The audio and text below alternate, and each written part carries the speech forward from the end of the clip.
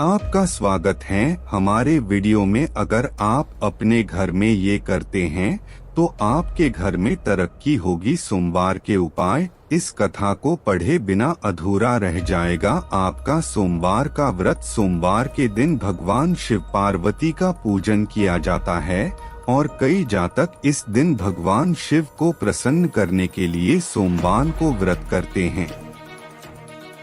लेकिन व्रत करते समय आपको कुछ बातों का विशेष ध्यान रखने की जरूरत है। सोमवार का दिन भगवान शिव को समर्पित है और इस दिन भगवान शिव का पूजन कर उन्हें प्रसन्न किया जाता है।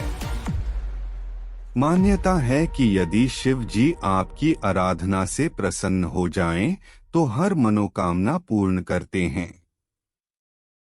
ऐसे में इस दिन व्रत उपासना भी किए जाते हैं। कई जातक भगवान शिव को प्रसन्न करने के लिए प्रत्येक सोमवार के दिन व्रत करते हैं।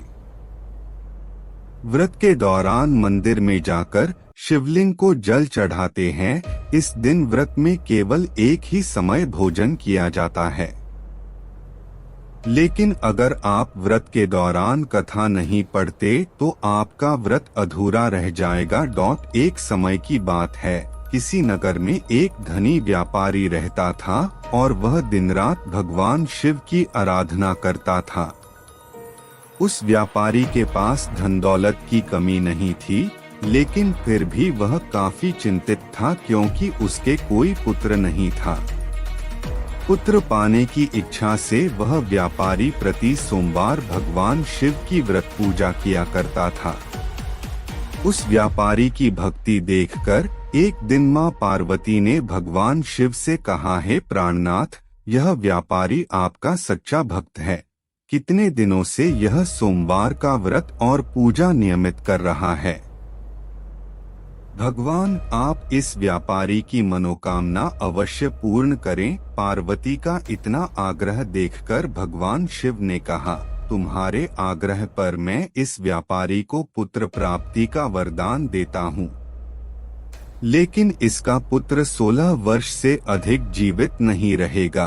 उसी रात भगवान शिव ने स्वप्न में उस व्यापारी को दर्शन देकर उसे पुत्र प्राप्ति का वरदान दिया और उसके पुत्र के 16 वर्ष तक जीवित रहने की बात भी बताई। भगवान की बातें वह व्यापारी सुन रहा था, जिसे सुनकर ना तो उसे खुशी हुई और ना ही दुख हुआ। वह उसी तरह भगवान शिव की आराधना करता रहा। कुछ समय बाद उसकी पत्नी गर्भवती हुई और 10वें महीने में उसके घर पुत्र का जन्म हुआ। व्यापारी को पुत्र जन्म की अधिक खुशी नहीं हुई क्योंकि उसे पुत्र की अल्प आयु के रहस्य का पता था।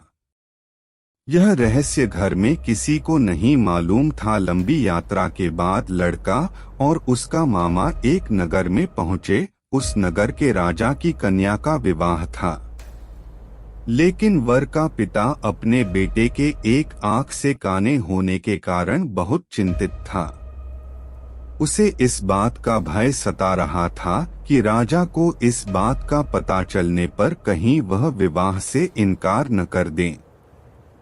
वर के पिता ने व्यापारी के पुत्र को देखा और सोचा, क्यों ना दरवाजे पर पूजा के लिए इस लड़के को ही खड़ा कर दूं। उसने लड़के के मामा से इस विषय में बात की। माम और लड़का दोनों राजी हो गए। इसके बाद राजा ने कहा कि विवाह भी इसी लड़के के साथ करा दिया जाए तो अच्छा होगा। उन्होंने ऐसा ही किया, लेकिन लड़के ने मौका देखकर कन्या की चुंदड़ी पर लिख दिया कि तेरा विवाह मेरे साथ हुआ है और मैं काशी जी पढ़ने जा रहा हूँ। लेकिन जिस लड़के साथ तुम्हें विदा करेंगे वो एक आंख का काना है। जब राजकुमारी ने अपनी चुंदड़ी पर लिखा हुआ पढ़ा तो उसने विदा होने से मना कर दिया और अपने पिता का यह बात बताई, जिसके बाद बारात वापस लौट गई। वहीं लड़का और उसका मामा काशी जी पहुंच गए, जहां लड़के ने पढ़ना शुरू कर दिया।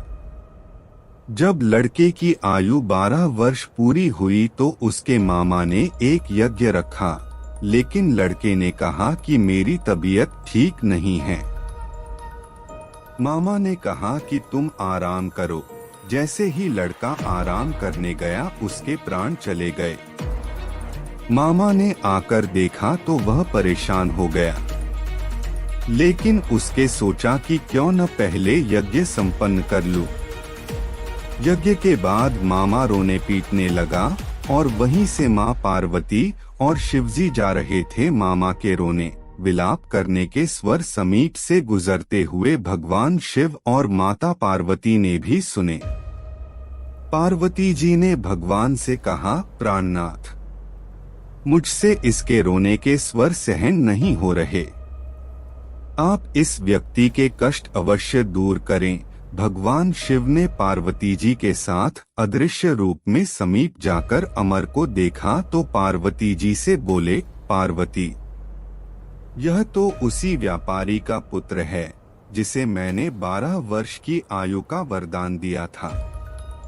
इसकी आयु तो पूरी हो गई। पार्वती जी ने फिर भगवान शिव से निवेदन किया, हे प्राणनाथ, आप इस लड़के को जीवित करें, नहीं तो इसके माता पिता पुत्र की मृत्यु के कारण रो रो कर अपने प्राणों का त्याग कर देंगे।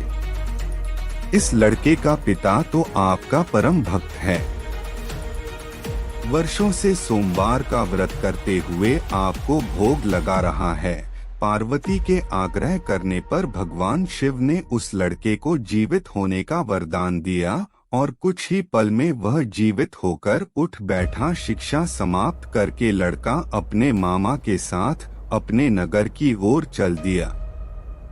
दोनों चलते हुए उसी नगर में पहुँचे जहां अमर का विवाह हुआ था। वहां के राजा ने उसे पहचान लिया और फिर दास दासियों और बहुत सारे धन के साथ अपनी पुत्री को उसके साथ विदा कर दिया। इसके बाद मामा भांजे अपने नगर पहुँचे। एक दूत को घर भेजकर अपने आगमन की सूचना भेजी। व्यापारी ने अपनी पत्नी के साथ स्वयं को एक कमरे में बंद कर रखा था। उन्होंने प्रतिज्ञा कर रखी थी कि यदि उन्हें अपने बेटे की मृत्यु का समाचार मिला तो दोनों अपने प्राण त्याग देंगे।